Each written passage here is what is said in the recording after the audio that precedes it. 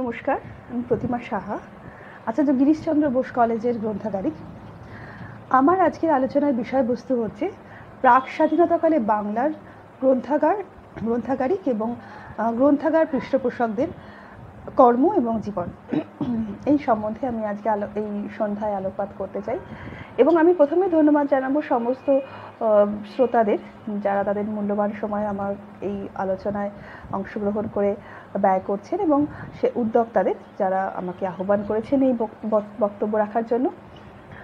এবার আমি বলি যে আমাদের এই যে গ্রন্থাগার আন্দোলন, এই গ্রন্থাগার আন্দোলনের সময়কাল আমি এখানে কেন প্রাক স্বাধীনতা সময়টি বিবেচনা করেছি সেটি হচ্ছে যে বর্তমানে আমরা প্রায় ৭৫ বছর পূর্তির দোরগোড়ায় দাঁড়িয়ে আছি। আর কিছুদিনের মধ্যেই আমরা ভারতবর্ষের স্বাধীনতার ৭৫ বছর পূর্তি উদযাপন করব অত্যন্ত গর্ব, অত্যন্ত আনন্দের সঙ্গে। তো সেই ক্ষেত্রে তার পূর্ববর্তী সময় অর্থাৎ প্রাক স্বাধীনতাকালে গ্রন্থাগারিক এবং গ্রন্থাগারিকদের জীবন, গ্রন্থাগার পৃষ্ঠপোষকদের জীবন, তাদের কর্ম, তারা কতটুকু তাদের অবদান, সেই সম্বন্ধে কিন্তু আমার মনে হচ্ছে এটি অনেক বেশি উল্লেখযোগ্য এবং অনেক বেশি আলোকপাত করার একটি বিষয়। সেই জন্যই আমার এই বিষয়টি নির্বাচন। এবার বলি বাংলার শিক্ষার ক্ষেত্রে কিন্তু তৎকালীন সময়ে ইংরেজ অর্থাৎ ১৮১৭-১৮১৯ শতকের ইংরেজদের কিন্তু একটি ভূমিকা ছিল। Lord Bentinck general committee of public instruction তৈরি করেন। এটি একটি কমিটি এবং এখানে তিনি থমাস বেরিংসন মেকলসকে প্রধান পদে নিয়োগ করেন। তিনি একটি অত্যন্ত উল্লেখযোগ্য একটি বক্তব্য সেখানে পেশ করেছিলেন, অর্থাৎ রিপোর্টে পেশ করেছিলেন। সেটি হচ্ছে যে একজন দক্ষ বাঙালি, একজন দক্ষ ভারতীয় কিন্তু একজন দক্ষ ইংরেজদের মতনই সমান, অর্থাৎ তাদের দক্ষতা সমান, তাদের দক্ষতার মধ্যে কোনো পার্থক্য নেই। কিন্তু তাদের যেখানে মূল যে বিষয়টি সেটি হচ্ছে ভাষা। অর্থাৎ বেশ কিছু বাঙালিকে ইংরেজি ভাষায় শিক্ষিত করে তোলা হবে যারা কিনা নেটিভ, অর্থাৎ তৎকালীন আমরা বাঙালিদের সাথে ইংরেজদের একটি সেতু বন্ধন করবে ভাষার দিক থেকে, যাতে তাদের রাজনৈতিকভাবে, তাদের প্রশাসনিকভাবে, তাদের দেশ শাসনের ক্ষেত্রে কিন্তু উপকার হয়। তো এইটি ছিল তাদের মূল বক্তব্য। তো সেই ক্ষেত্রে তারা বহু স্কুল, কলেজ, বিদ্যালয় স্থাপন করে, যেটি ইংরেজি মাধ্যমে তৎকালীন সময় সৃষ্টি হয়। এবং তারপরে তারা আরেকটি বিষয়কে খুব গুরুত্ব দিয়েছিলেন, সেটি হচ্ছে গ্রন্থাগার বলতে সাধারণ গ্রন্থাগার, যেখানে সাধারণ মানুষ বাংলা ভাষার সঙ্গে সঙ্গে ইংরেজি ভাষায় পুস্তক পড়তে পারবেন, অর্থাৎ তাদের যে ইংরেজি ভাষা সম্বন্ধে জানা, সেই জানাটা তারা জানতে পারবেন। এই যে তাদের এই লক্ষ্য তারা কিন্তু খুব সহজেই পূরণ করতে পেরেছিলেন। তার অন্যতম কারণ হচ্ছে তৎকালীন সময় বাংলায় বেশ কিছু এরকম গ্রন্থাগারিক এবং গ্রন্থাগার পৃষ্ঠপোষক ছিলেন যারা কিন্তু এই যে তাদের যে ধারণা, অর্থাৎ ইংরেজদের যে শিক্ষা ব্যবস্থার ধারণা, তাকে কিন্তু অনেক সাহায্য করেছিলেন সেই সময় সাহায্যকারী হিসেবে। দেখা যায় যে 19 শতকে কিন্তু বাংলার প্রায় 55টি সাধারণ গ্রন্থাগার তৈরি হয়ে গিয়েছে সেই সময়। এই ক্ষেত্রে যে সমস্ত গ্রন্থাগারিকের কথা আমি আমার স্মরণে আসছে, তিনি হচ্ছেন, প্রথমে যার নাম বলতে চাই, তিনি হচ্ছেন সাঁচি স্তূপ আবিষ্কারকর্তা। আমরা যাকে সাঁচি স্তূপের আবিষ্কারক হিসেবে জানি, কিন্তু তিনি যে একজন সুদক্ষ গ্রন্থাগারিক সেটি কিন্তু অনেকের কাছেই অজানা। তিনি হচ্ছেন বিপিন বিহারী ঘোষাল, প্রবাসী বাঙালি, এবং লখনৌতে তার ওসমানিয়া গ্রন্থাগারে তিনি একজন গ্রন্থাগারিক। যদিও তিনি বাঙালি বলে, নেটিভ ভারতীয় বলে সেই সময় কিন্তু প্রধান পদে আসীন হতে পারেননি।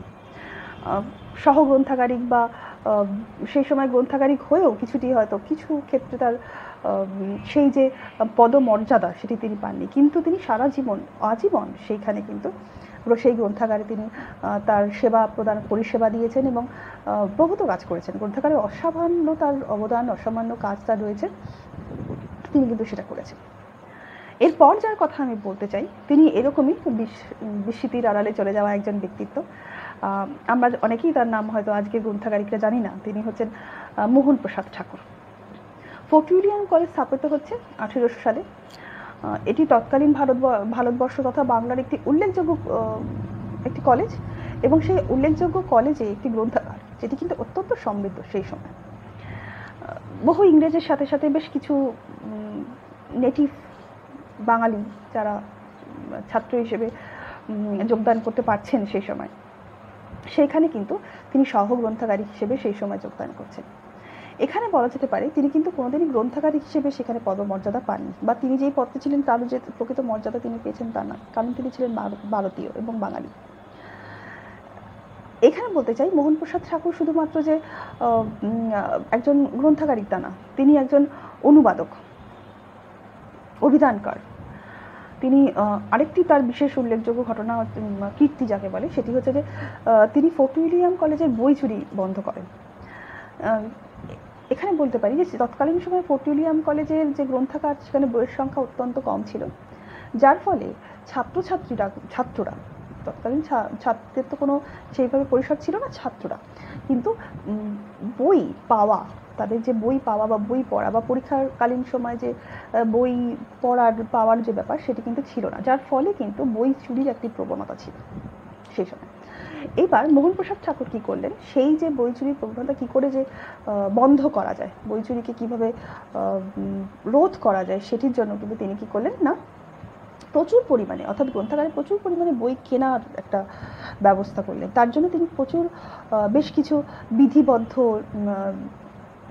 যারা নিয়ম মেনে বই ছাপাবেন এবং বইয়ের যে গুণগত মান সেভাবে বজায় রাখবেন, সেরকম কিছু কিন্তু তিনি প্রকাশককে এই যে অতিরিক্ত বইয়ের ভার দিলেন, যে যাতে তারা সেই অতিরিক্ত বই গ্রন্থাগারকে দান করে এবং গ্রন্থাগার সমৃদ্ধ হয়, গ্রন্থাগার বড় হয়, যার ফলে ছাত্ররা কিন্তু নির্দিষ্ট সময়ে গ্রন্থ পেতে পারে। এরপরে যার কথা আমি বলতে চাই তিনি হচ্ছেন জয়কৃষ্ণ মুখোপাধ্যায়। জয়কৃষ্ণ মুখোপাধ্যায়ের কথা এখানে বলবো এই কারণেই, কারণ তিনি গ্রন্থাগারিক হিসেবে নন, তিনি গ্রন্থাগার পৃষ্ঠপোষক হিসেবে তাকে আমরা স্মরণ করছি আজকে। তার নিজস্ব ব্যক্তিগত শিক্ষাগত যোগ্যতা খুব বিশেষ ছিল না, কারণ তিনি খুব ছোটোবেলায় সেনাবাহিনীতে যোগদান করেন এবং সেখানে সেনাবাহিনী ত্যাগ করার পরে প্রচুর অর্থ সেখান থেকে সংগ্রহ করেন, কিন্তু অত্যন্ত জ্ঞানী, অত্যন্ত শিক্ষিত একজন ব্যক্তি তৎকালীন সময়ে উত্তর পাড়ায় তাকে বলা যেতে পারে। তিনি উত্তরপাড়া পাবলিক লাইব্রেরি, যেটি বর্তমানে একটি শতাব্দী প্রাচীন বৃহৎ একটি লাইব্রেরি তিনি তৈরি করেছিলেন, সেই লাইব্রেরি তৈরি করার পেছনেও তাকে প্রচুর বেগ পেতে হয় তৎকালীন সময়, কিন্তু তিনি সম্পূর্ণ নিজস্ব খরচে সেই গ্রন্থাগার কিন্তু তিনি স্থাপন করেন। এছাড়াও তিনি কিন্তু যখন আমাদের কলকাতা বিশ্ববিদ্যালয়ের গ্রন্থাগার স্থাপিত হচ্ছে, সেই সময় 5,000 টাকা, তৎকালীন সময় 5,000 টাকা তিনি দিচ্ছেন, এবং তারপরে দেখতে পাওয়া যায় যে বেথুন কলেজ যখন স্থাপিত হচ্ছে, সেই সময় শিক্ষার উন্নতির জন্য, অর্থাৎ মহিলার শিক্ষার উন্নতির জন্য, মহিলাদের শিক্ষার উন্নতির, স্ত্রী শিক্ষার উন্নতির জন্য সেখানেও তিনি 10,000 টাকা প্রায় প্রদান করেছেন। এরপরে জয়কৃষ্ণ লাইব্রেরির যে পরিচালক, শুধুমাত্র যে লাইব্রেরি তৈরি করা তা না, লাইব্রেরির যে দৈনন্দিন পরিচালনার ভার, অর্থাৎ তিনি 7 জন, তখন তৎকালীন সময় 7 জন কর্মী সেখানে কিন্তু নিযুক্ত করেন সেই গ্রন্থাগারকে সঠিক পরিমাণে, সঠিকভাবে, সুচারুভাবে চালনা করবার জন্য। তো তার কীর্তিও গ্রন্থাগারিক হিসেবে না হলেও গ্রন্থাগার পৃষ্ঠপোষক হিসেবে আমরা স্মরণ করছি আজকে এখানে। এরপরে যাকে আমরা বলতে চাই, তিনি হচ্ছেন জিরোজিওর ছাত্র শিবচন্দ্র দেবকে। তিনি 1811 সালে জন্মগ্রহণ করছেন, লাইব্রেরির পৃষ্ঠপোষক, এবং তিনি কোন্নগর পাবলিক লাইব্রেরি এবং রিডিং রুমের কিন্তু প্রতিষ্ঠাতা, একজন অত্যন্ত বিচক্ষণ ব্যক্তি এবং উদ্যোক্তা, এবং এই লাইব্রেরির উদ্যোক্তা স্থানীয় যে সমস্ত ছোট ছোট লাইব্রেরি তাকে একসঙ্গে সংগঠিত করে এই একটি সুন্দর লাইব্রেরি, একটি অত্যন্ত সমৃদ্ধ একটি লাইব্রেরি তিনি তৈরি করেন, কোন্নগর পাবলিক লাইব্রেরি হিসেবে, যেটি শতাব্দী প্রাচীন একটি লাইব্রেরি, সেটি আমরা জানি। এরপরে আমি যার কথা বলতে চাই তিনি হচ্ছেন রাজেন্দ্রলাল মিত্র। রাজেন্দ্রলাল মিত্র সম্বন্ধে গবেষণাপত্র রয়েছে, আপনারা জানেন। রাজেন্দ্রলাল মিত্র ব্যক্তিগত জীবনে ছাত্র হিসেবে অত্যন্ত একজন মেধাবী ছাত্র। তিনি কলকাতা মেডিকেল কলেজে সেই সময় প্রায় 1837 সালে তিনি কলকাতা মেডিকেল কলেজে পড়তে আসেন। কিন্তু সেই সময় কলকাতা মেডিকেল কলেজে যেটা প্রধান পরিবেশ যেটাকে বলা হয়, সেটি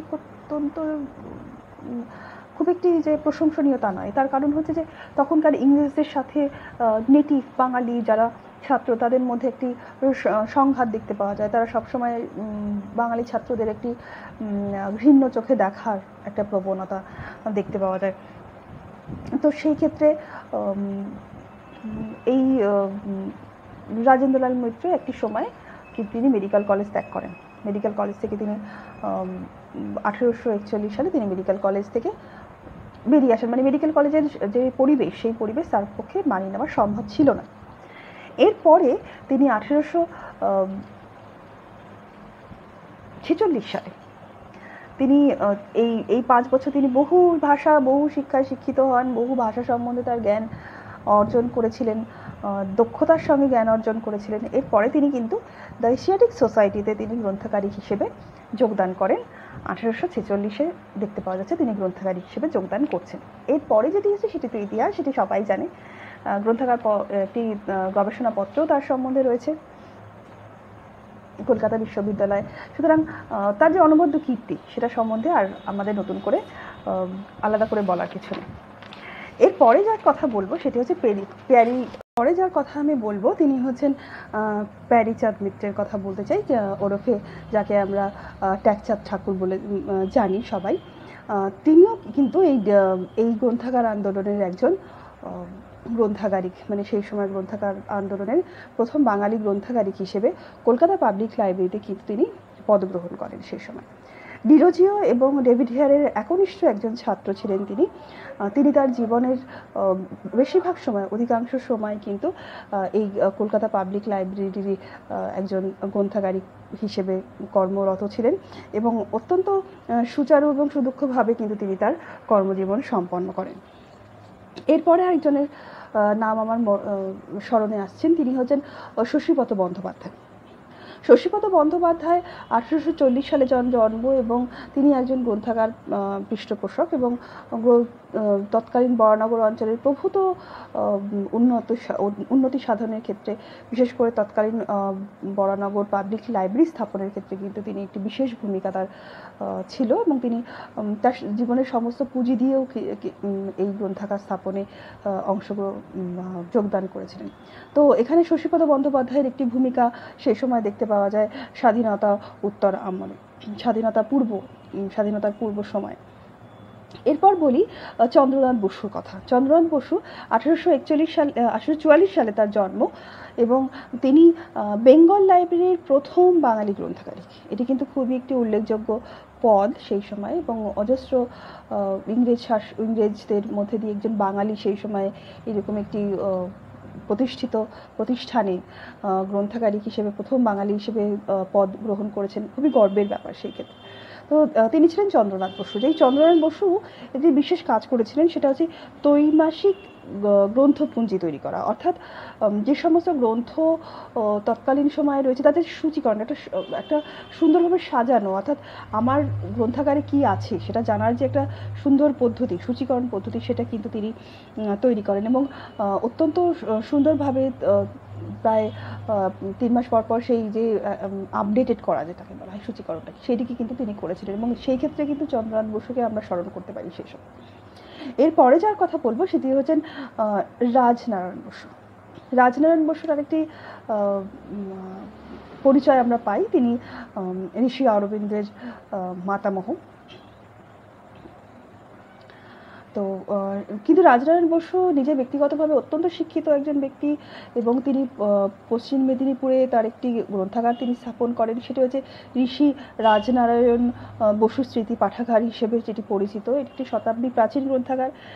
রাজনারায়ণ বসু শুধুমাত্র যে গ্রন্থাগার স্থাপন করেছিলেন সেটাই নয়, তার একটা মহৎ উদ্দেশ্য ছিল তার পেছনে, সেটি হচ্ছে যে গ্রন্থাগার শুধুমাত্র বিধিবদ্ধ কিছু মানে পুঁথি পড়া নয়, গ্রন্থাগার হচ্ছে মানুষের জ্ঞান বিকাশের কেন্দ্র, অর্থাৎ শুধুমাত্র শিক্ষার পরিবেশে আবৃত বিধিবদ্ধ পুস্তক পড়ব, মানে স্কুল বা কলেজ যেগুলি আমাকে পড়াবে সেইগুলি পড়া নয়, তার বাইরে যে পড়া, অর্থাৎ পড়া, এই যে তার যে একটা অভ্যাস, সেই অভ্যাস তৈরি করাটাই কিন্তু রাজনারায়ণ বসুর অন্যতম উদ্দেশ্য ছিল তার গ্রন্থাগার স্থাপনের ক্ষেত্রে। এরপর যার কথা বলতে চাই তিনি হচ্ছেন হরপ্রসাদ শাস্ত্রী। হরপ্রসাদ শাস্ত্রী 1853 সালে জন্মগ্রহণ করেন, তার জন্ম, এবং 1883 সালে তিনি প্রথম সহকারী অনুবাদক হিসেবে পদ গ্রহণ করেন বেঙ্গল লাইব্রেরিতে। তার 3 বছর পরে অর্থাৎ 1886-তে তিনি কিন্তু গ্রন্থাগারিক পদ পেয়েছিলেন। এখানে বলা ভালো যে এই হরপ্রসাদ শাস্ত্রী কিন্তু আরেকটি কাজের জন্য বিখ্যাত। তিনি তার জীবনে আরেকটি কৃতিত্ব তিনি রেখে গিয়েছেন, সেটি হচ্ছে যে পুস্তক বা পুঁথি সংরক্ষণ মূলত। তিনি রাজেন্দ্রলাল মৈত্রের সঙ্গে একসঙ্গে তিনি কিন্তু বিভিন্ন জায়গায় বিভিন্ন স্থানের পুঁথি সংগ্রহ করেন। গুজরাট, রাজপুতানা, বিভিন্ন ভাষার পুঁথি তিনি সংগ্রহ করেন, এবং এই পুঁথির পরিমাণ প্রায় 80,000-এর উপরে। এই সমস্ত, এবং শুধুমাত্র পুঁথি সংরক্ষণ না, সেই পুঁথিগুলি সংরক্ষণ করে তাদের সঠিকভাবে তাকে গুছিয়ে রাখা, অর্থাৎ যেটাকে বলা হয় সূচীকরণ বা বর্গীকরণ, প্রত্যেকটি কাজ অত্যন্ত সুদক্ষভাবে সুন্দরভাবে তিনি করেছিলেন, এবং যেটি এশিয়াটিক সোসাইটির একটি সম্পদ বর্তমানে এই কাজটি তার আছে। তাছাড়া তিনি বহু সাধারণ গ্রন্থাগার সভায় সভাপতিত্ব করেন এবং তার সুচারু মতামত সেখানে দেন, এবং ব্যক্তিগত কিছু অভিজ্ঞতা তিনি সেখানে বলেছেন এবং সুন্দরভাবে সেটিকে মানুষের সাথে ভাগ করে নিয়েছেন, এবং তার যে এই সমস্ত ব্যক্তিদের যে সমস্ত সুদক্ষ মতবাদ সেটি কিন্তু খুবই উল্লেখযোগ্য।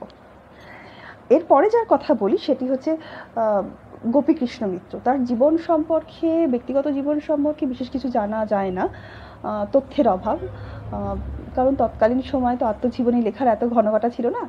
তো সেইখানে দেখতে পাওয়া যাচ্ছে যে তার ব্যক্তিগত জীবন সম্পর্কে আমরা বিশেষ কিছু জানতে পারছি তার কর্মজীবন সম্পর্কে, সেই কতটুকুনি তার যে কলকাতা পাবলিক লাইব্রেরির সহসচিব বা গ্রন্থাগারিক হিসেবে যে তার যে কার্যের পরিধি সেটি সম্বন্ধে আমরা জানতে পারছি, এবং সেটি অত্যন্ত সুন্দরভাবে তিনি তার কর্মজীবন অতিবাহিত করেন।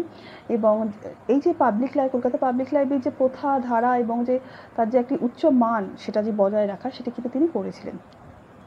মুনীন্দ্র দেব রায় 1874 সালে জন্মগ্রহণ করেন এবং বাঁশবেড়িয়াতে তিনি জন্মগ্রহণ করেন, এবং বাঁশবেড়িয়া পাবলিক লাইব্রেরি প্রতিষ্ঠার ক্ষেত্রে তার কিন্তু একটি অনবদ্য ভূমিকা রয়েছে। তিনি তার নিজস্ব গৃহ দান করেছেন এবং তার গৃহেই প্রথম এই বাঁশবেড়িয়া পাবলিক লাইব্রেরি স্থাপিত, যেটি বর্তমানে শতাব্দী প্রাচীন একটি গ্রন্থাগার।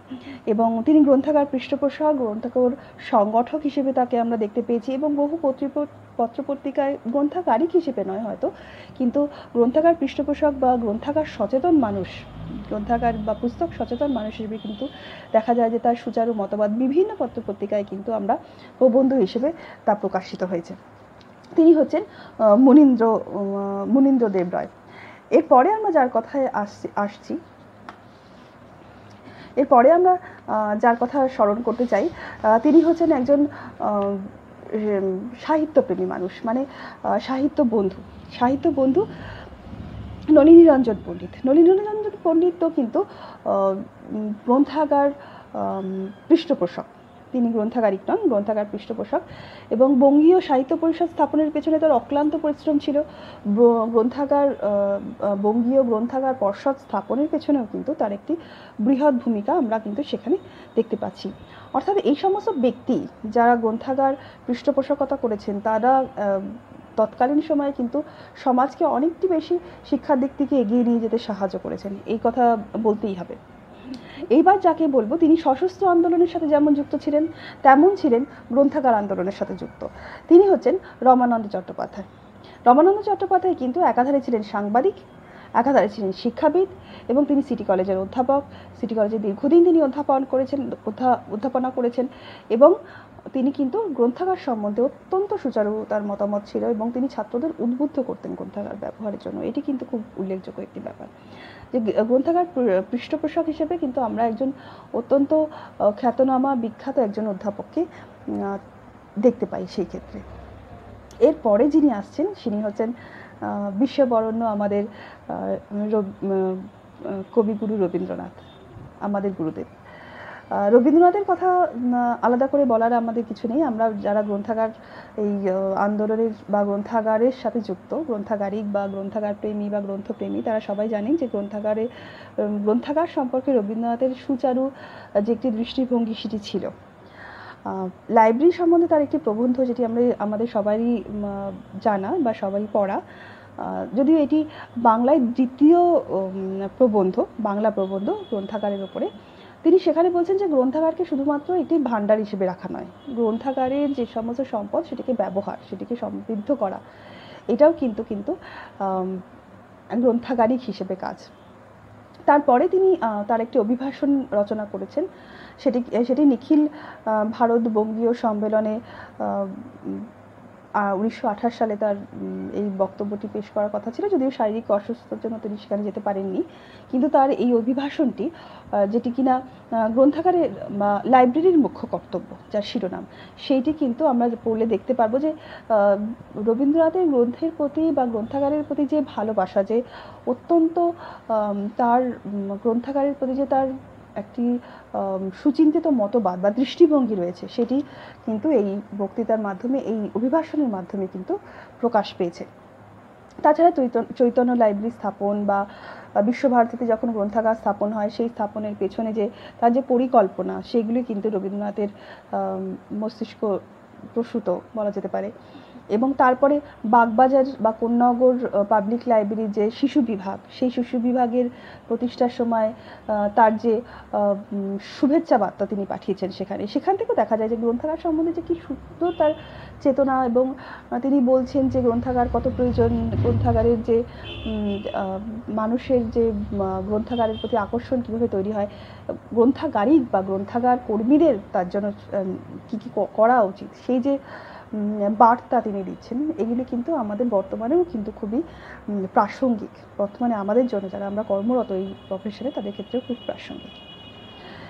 আরেকটি জিনিস যেটি এখানে উল্লেখযোগ্য, সেটা হচ্ছে চলন্তিকা নামক ভ্রাম্যমাণ গ্রন্থাগার, যেটি বর্তমানে মোবাইল লাইব্রেরি হিসেবে আমরা দেখতে পাই, ভ্রাম্যমাণ গ্রন্থাগার।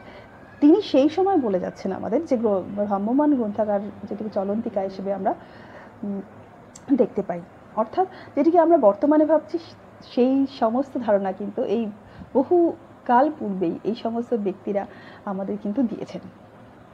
এবার আসি সরলা দেবী চৌধুরানীর কথায়। গ্রন্থাগার হবে মানুষ তৈরির কারখানা, এটি তিনি বলেছিলেন তৎকালীন সময়। 1872 সালে তার জন্ম, এবং ঠাকুর পরিবারের আরেকজন সদস্য, আরেকজন গ্রন্থাগার পৃষ্ঠপোষক হিসেবে তাকে আমরা বলতে পারি। তিনি মাত্র 17 বছর বয়সে বিএ পাশ করেন, এবং তারপরে তিনি তৎকালীন ন্যাশনাল কংগ্রেসে তিনি যোগদান করেন। একদিকে দেখা যাচ্ছে যে তিনি স্বাধীনতা সংগ্রামে যোগদান করছেন, স্বাধীনতা সংগ্রামের আন্দোলনে তিনি কর্মরত রয়েছেন, আবার অন্যদিকে গ্রন্থাগার আন্দোলনের ক্ষেত্রেও কিন্তু সাথেও তিনি যুক্ত রয়েছেন দেখা যেতে পারে। এবং বহু সাধারণ সভায়, বহু গ্রন্থাগার সম্পর্কিত সাধারণ সভায় তিনি তার বক্তব্য তিনি রাখছেন। সেই ক্ষেত্রে বালি যে সাধারণ গ্রন্থাগার, তার বাৎসরিক সভায় তাকে আহ্বান করা হয়। তিনি অত্যন্ত সুচারু একটি তার মতামত গ্রন্থাগার সম্বন্ধে তিনি দিয়েছেন, যেটি অত্যন্ত গুরুত্বপূর্ণ সেই সময়। বিশেষ করে গ্রন্থাগার কর্মী এবং গ্রন্থাগার কীভাবে পরিচালনা করা হবে সেই সম্পর্কে তার যে বক্তব্য, তার যে মতবাদ, তিনি সেটি পেশ করেন। তাছাড়া অসংখ্য এইরকম গ্রন্থাগার সভায় তিনি গ্রন্থাগারের সাম্পর্কিক যে সমস্ত সভা তৎকালীন হতো, সেখানে তাকে আমরা পেয়েছি, তার সুচারু বক্তব্য আমরা পেয়েছি। অর্থাৎ বলা যেতে পারে ঠাকুর পরিবারের মধ্যে যে গ্রন্থাগার চেতনা ছিল, সেই চেতনা কিন্তু রবীন্দ্রনাথ বা এই সরলা দেবী চৌধুরানীর মধ্যে দিয়ে আমরা দেখতে পাই। অর্থাৎ তৎকালীন শিক্ষিত সমাজ গ্রন্থাগার সম্বন্ধে সচেতন ছিল, এই কথাটা কিন্তু সহজেই অনুমেয়। এরপর যাকে কথা আমার স্মরণে আসছে, তিনি হচ্ছেন বিপিন চন্দ্র পাল। ভারতের স্বাধীনতা আন্দোলনের সশস্ত্র আন্দোলনের সাথে তিনি যুক্ত, সশস্ত্র সংগ্রামের সাথে তিনি যুক্ত। তাছাড়াও তার একটি পরিচয় হচ্ছে তিনি একজন গ্রন্থাগারিক। তিনি কলকাতা পাবলিক লাইব্রেরির গ্রন্থাগারিক হিসেবে কিছুদিন আসীন ছিলেন, মাত্র 1.5 বছরই তার যদিও সেই সময়কাল ছিল, কিন্তু তাছাড়াও কিন্তু তিনি গ্রন্থাগার আন্দোলনের সাথে সারা জীবন, আজীবন প্রায় জড়িত ছিলেন। দুটি কাজ তার এখানে অত্যন্ত উল্লেখযোগ্য, সেটি হচ্ছে ক্রস রেফারেন্সেসের যে নির্দেশিকা তিনি কলকাতা পাবলিক লাইব্রেরি সেই সময় তৈরি করেন। কি না বহু ছাত্র দেখতে পাওয়া যায় যে অসংখ্য বইয়ের মধ্যে প্রকৃত মানে আবিষ্ট যে বই সেটা খুঁজে পাওয়া কিন্তু একটু দুর্বোধ্য।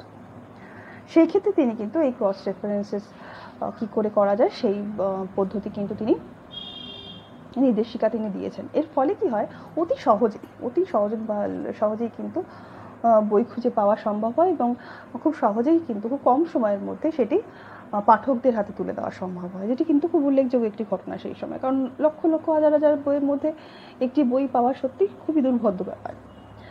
আরেকটি কাজ তার আমরা দেখতে পাই, সেটি হচ্ছে বিনা চাঁদায় পাঠককে পড়ার একটি অনুমতি তিনি করে দিয়েছিলেন। সাধারণত এই যে গ্রন্থাগারে প্রবেশের যে নির্দেশিকা, আইনগতভাবে যে বাধা নিষেধ সেটি থাকার ফলে অনেক সময় দেখতে পাওয়া যায় যে একটি অনীহা সৃষ্টি হয় পাঠকদের মনে, যে সুতরাং সেই পদ্ধতি খুব সহজ হওয়া উচিত, প্রবেশ তার উন্মুক্ত হওয়া উচিত গ্রন্থাগারে গ্রন্থ পাঠনের ক্ষেত্রে। তো তিনি সেটি বুঝেছিলেন এবং তাই তিনি তার সময়কালে তার যে সমস্ত যেইটুকুনি তার কর্মজীবন তার মধ্যে কিন্তু তিনি এই কাজটি করেছিলেন, যে বিনা চাঁদায় পাঠের ব্যবস্থা, পাঠকক্ষে বসে পাঠনের ব্যবস্থা। যদিও পরবর্তীকালে দেখতে পাওয়া যায় যে কর্তৃপক্ষের সাথে তার কিছু বিরোধ হয়, কমিটির সাথে তার কিছু বিরোধ হয়। তাছাড়া তিনি সশস্ত্র আন্দোলনে যোগদান করছেন সেই সময়, ফলে তিনি সেই সময় কিন্তু এই পদ ত্যাগ করেন। কিন্তু পরবর্তীকালে দেখতে পাওয়া যায় যে গ্রন্থাগার আন্দোলনের সাথে তিনি যুক্ত ছিলেন আজীবন। এরপর যার কথা আমি বলতে চাই তিনি হচ্ছেন হরিনাথ দে। 1877 সালে জন্মগ্রহণ করেন এবং ইম্পেরিয়াল লাইব্রেরিতে কিন্তু তিনি কর্মরত ছিলেন গ্রন্থাগারিক হিসেবে। অত্যন্ত জ্ঞানী একজন ব্যক্তি এবং প্রায় 34টি ভাষায় তার জ্ঞান, বাংলা ইংরেজি তো নখদর্পণে, এবং তাছাড়া তিনি অত্যন্ত জ্ঞানী একজন ব্যক্তি। বিভিন্ন পদে তিনি আসীন, বিভিন্ন যোগ্য পদে তিনি আসীন রয়েছেন।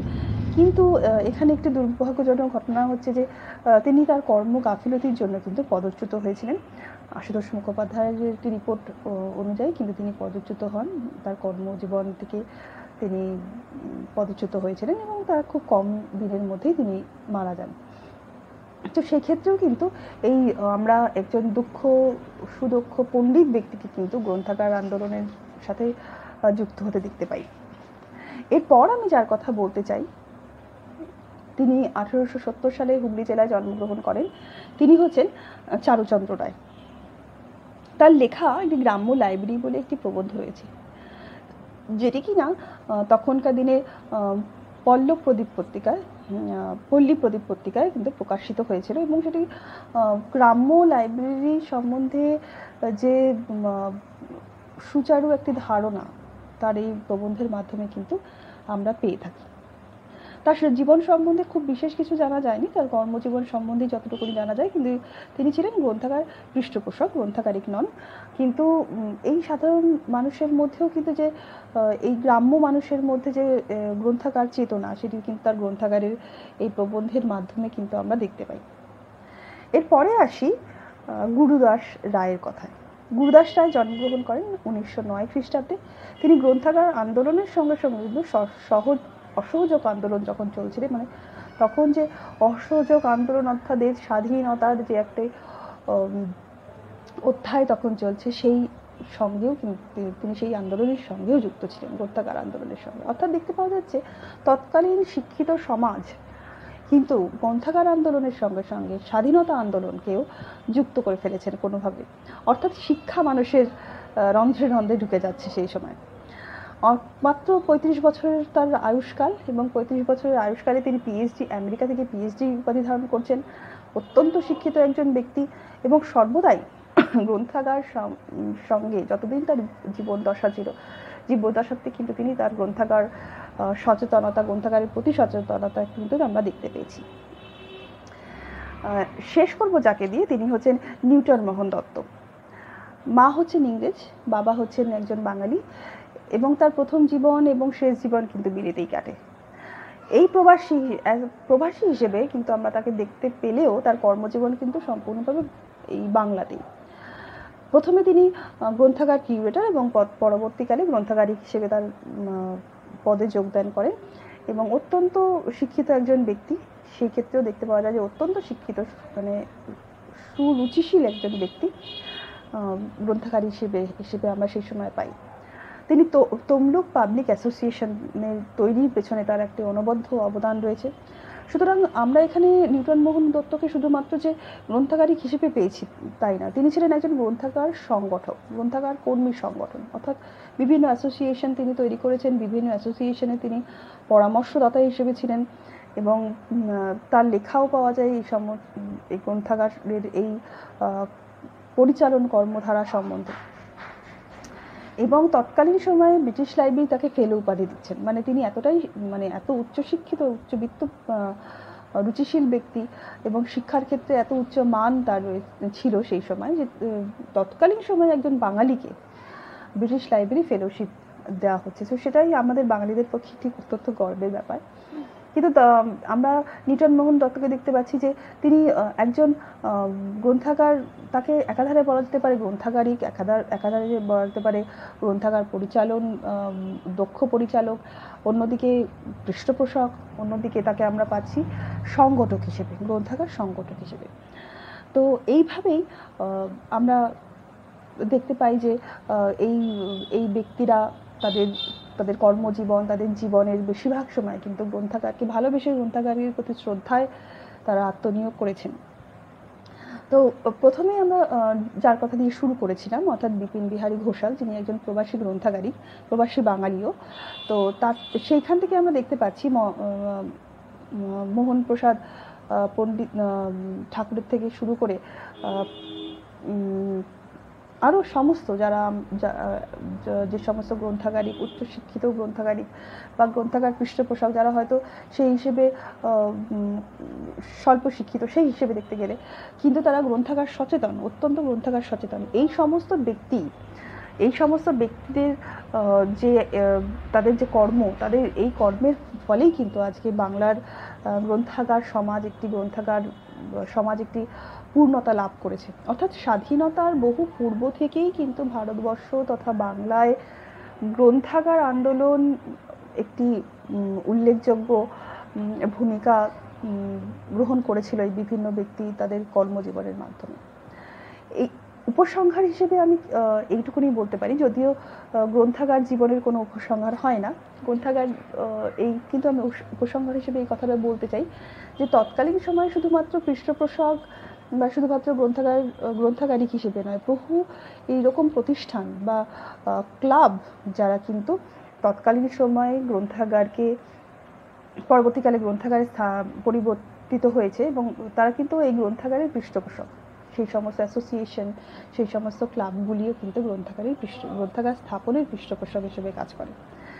এই ক্ষেত্রে বলা যেতে পারে স্বাধীনতা সংগ্রামের সময় বহু গ্রন্থাগার যেগুলি কিনা স্বাধীনতা সংগ্রামে সশস্ত্র বিপ্লবীদের সাথে সাধারণ মানুষের যোগসূত্র স্থাপনের মাধ্যম হয়ে দাঁড়ায়, যেমন কৃষ্ণনগর পাবলিক লাইব্রেরির কথাই আমরা এখানে স্মরণে আসছে। সেই ক্ষেত্রে বলতে পারি যে এখানে একটি সময় ছিল যে ইংরেজরা এই গ্রন্থাগারগুলি ব্যবহার করতে ভয় পেত, কারণ এখানে সশস্ত্র আন্দোলনের সাথে মানুষের যে একটি যোগসূত্র স্থাপনের মাধ্যম তৈরি হয়ে গিয়েছিল। অর্থাৎ স্বাধীনতা আন্দোলন এবং গ্রন্থাগার আন্দোলন একটি সময় কিন্তু এক সূত্রে বাঁধা হতে শুরু হয়ে যায় এই সমস্ত মানুষের ব্যক্তিত্বের মাধ্যমে। সুতরাং আজ স্বাধীনতার ৭৫ বছর পরে এই সমস্ত বিখ্যাত ব্যক্তি বা মহান ব্যক্তিদের কথা স্মরণ করতে পেরে সত্যি গর্ববোধ হচ্ছে যে তাদের ভাবধারায়, তাদের যে দেখানো পথে আমরা আজকে চলতে পেরেছি এবং আশা করা যায় যে পরবর্তী জীবনও, আমাদের পরবর্তী কালে যে সমস্ত উত্তরসূরিরা বা আমরা যারা কর্মরত, তারা তাদের ভাবধারায়, তাদের নতুনভাবে